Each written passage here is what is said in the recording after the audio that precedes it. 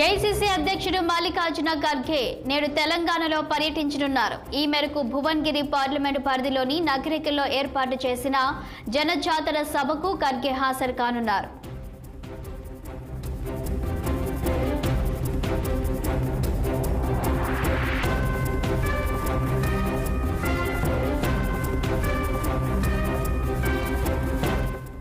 ఇక ఖర్గే పర్యటనకు సంబంధించి మరింత సమాచారం మా ప్రతినిధి శ్రీనివాస్ అందిస్తారు. గుడ్ మార్నింగ్ శ్రీనివాస్, చెప్పండి. ఇక ఖర్గే పర్యటనకు సంబంధించిన అప్డేట్స్ ఏంటి? ఈ రోజు ఏఐసీసీ అధ్యక్షుడు మల్లికార్జున ఖర్గే తెలంగాణలో పర్యటిస్తున్నారు. ఏదైతే పార్లమెంట్ ఎన్నికల నేపథ్యంలో కూడా అంటే ప్రచారానికి మరొక రోజు గడువు మాత్రం ఉన్న నేపథ్యంలో కూడా కాంగ్రెస్ అధిష్టానం సీరియస్ గా తెలంగాణపై ఫోకస్ పెట్టిందని చెప్పాలి. ఈ నేపథ్యంలోనే నిన్న రాహుల్ గాంధీ పర్యటన తెలంగాణలో ఉంది.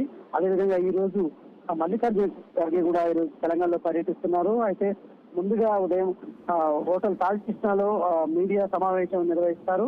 అనంతరం సాయంత్రం 4 గంటలకు భువనగిరి పార్లమెంటు పరిధిలోని ఏదైతే నగరకల్ నియోజకవర్గంలో జనజాతర సభ ఉంటుంది. ఈ సభకు మల్లికార్జున ఖర్గే హాజరవుతారు.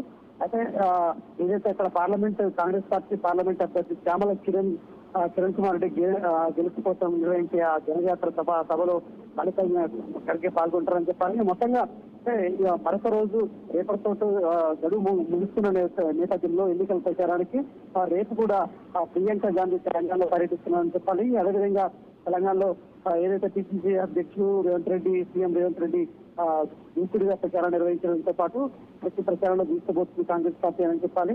ఈ నేపథ్యంలో కూడా ఈ రోజు ఏఐసీసీ అధ్యక్షుడు మల్లికార్జున ఖర్గే తెలంగాణలో పర్యటిస్తారని చెప్పొచ్చు. Thank you Srinivas.